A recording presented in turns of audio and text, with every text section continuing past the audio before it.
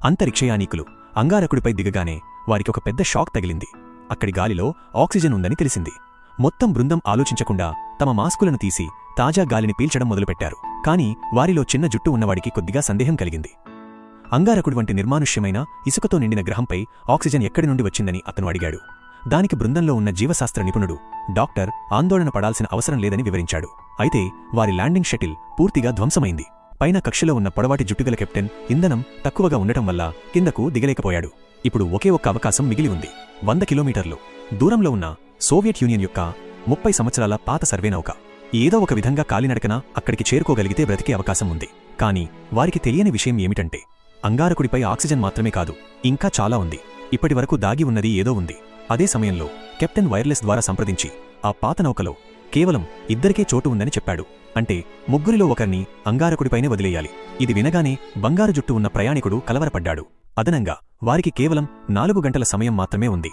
అంతకంటే ఎక్కువ ఆలస్యమైతే కెప్టెన్ ఓడ ఇంధనం అయిపోగానే భూమికి తిరిగి వెళ్లిపోతుంది. నడుస్తూ నడుస్తూ డాక్టర్ గాయం వల్ల వారి నడక నెమ్మదించింది. బంగారు జుట్టు ఉన్నవాడు అతనికి మద్దతుగా నడిపిస్తున్నాడు. అకస్మాత్తుగా ఒక బలమైన మంచు తుఫాను వచ్చింది. చీకటి కమ్ముకుంది. ముగ్గురు తప్పనిసరిగా ఒక గుహలో దాక్కోవాల్సి వచ్చింది. బయటకు వెళ్లడమంటే నేరుగా మరణాన్ని ఆహ్వానించినట్లే. గుహలో కూర్చుని బంగారు జుట్టు ఉన్న ప్రయాణికుడు అసలు విషయం చెప్పాడు. ఓడలో కేవలం 2 మాత్రమే వెళ్లగలరు. డాక్టర్ మరియు చిన్న జుట్టు ఉన్న ప్రయాణికుడు వెళ్లవచ్చని, తాను ఇక్కడే ఉండిపోతానని చెప్పాడు. కాని చిన్న జుట్టు ఉన్నవాడు కోపంగా వచ్చాడు. తనను కావాలనే వదిలేస్తున్నారని అనుకున్నాడు. కొద్దిసేపు వాదించుకున్నారు. తర్వాత అందరూ నిశ్శబ్దమయ్యారు. తుఫాను ఆగిపోయిన తర్వాత బంగారు జుట్టు ఉన్నవాడు లేచి చూస్తే చిన్న జుట్టు ఉన్నవాడు వైర్లెస్ తీసుకుని మౌనంగా వెళ్లిపోయాడు. అతను ఒక్కడే ఓడ దగ్గరకు చేరుకుని బ్రతకాలనుకున్నాడు. కాని మార్గంలో ఒక ఆటోమేటిక్ రోబోట్ కుక్క అతన్ని పట్టుకుంది. అది రక్షణ మోడ్లో ఉండి చిన్న జుట్టు ఉన్న ప్రయాణికుడిని చంపేసింది. తర్వాత బంగారు జుట్టు ఉన్నవాడు అక్కడికి చేరుకుని వైర్లెస్ తీసుకుని ముందుకు వెళ్లాడు. మార్గంలో అతనికి ఆల్గే కనిపించింది. అంగారకుడి గాలిలో ఆక్సిజన్ ఉండటానికి ఇదే కారణం. మానవులు దీనిని ముందుగానే అంగారకుడిపై వదిలిపెట్టారు. అది అక్కడి వాతావరణాన్ని పూర్తిగా మార్చివేసింది. అక్కడ ఆ ఆల్గేను తినే పురుగులు కూడా ఉన్నాయి. డాక్టర్ వాటి నమూనాలను సేకరించాడు. కాని అకస్మాత్తుగా అతని ఛాతీలో నొప్పి వచ్చి రక్తం వాంతులు చేసుకున్నాడు.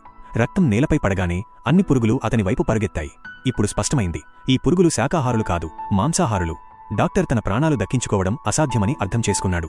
అతను నమూనాలను బంగారు జుట్టు ఉన్న ప్రయాణికుడికి ఇచ్చి వాటిని తప్పకుండా భూమికి చేర్చాలని వాగ్దానం చేయించుకున్నాడు. ఆ తరువాత డాక్టర్ తనను తాను కాల్చుకున్నాడు. తద్వారా పురుగులు మరియు ఆల్గే రెండూ కాలిపోతాయి. కాని అలా కాలిపోగానే అక్కడి ఆక్సిజన్ కూడా తగ్గిపోయి వాతావరణం మళ్లీ శ్వాస తీసుకోలేని విధంగా మారిపోయింది. ఇప్పుడు బంగారు జుట్టు ఉన్న ప్రయాణికుడికి శ్వాస తీసుకోవడం కష్టమైంది. కాని ఏదో విధంగా అతను ఆ పరిశోధన నౌక దగ్గరకు చేరుకున్నాడు. అక్కడికి వెళ్లి చూస్తే బ్యాటరీ అయిపోయింది. అప్పుడే అదే రోబోట్ కుక్క మళ్లీ వచ్చింది.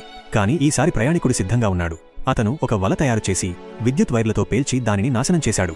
తరువాత ఆ రోబోట్ పవర్ యూనిట్ను తీసి